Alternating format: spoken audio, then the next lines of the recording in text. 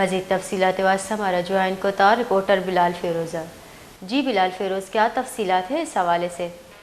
جی بالکل، آج کوئٹہ بھر میں جو تندور ایسوسی ایشن کی جانب سے غیر معینہ مدت تک جو ہے تمام تندور بند رکھنے کا اعلان کیا گیا ہے، اور اعلان کے عین مطابق شہر بھر کے تمام تندور جو ہے وہ بند نظر آ رہے ہیں، جس کی وجہ سے شہریوں کو روٹی کے حصول میں جو ہے شدید مشکلات کا سامنا کرنا پڑ رہا ہے۔ خاص طور پر وہ مرد حضرات جو کہ صرف کاروبار یا پڑھائی کے سلسلے میں کوئٹہ میں اکیلے رہائش پذیر ہیں، ان کو نہ جانے کب تک روٹی کھائے بغیر رہنا پڑ سکتا ہے۔ ایسوسی ایشن کا موقف ہے کہ افغان مہاجرین کے خلا کو بہانہ بنا کر رجسٹرڈ افغان مہاجرین کو بھی بلا وجہ تنگ کیا جا رہا ہے، اور جیسا کہ تندوروں پر کام کرنے والے اکثر افغان ہیں، لہٰذا ان کو شدید مشکلات کا سامنا ہے، اور اسی تناظر میں اب تک 300 تندور بند بھی ہو چکے ہیں۔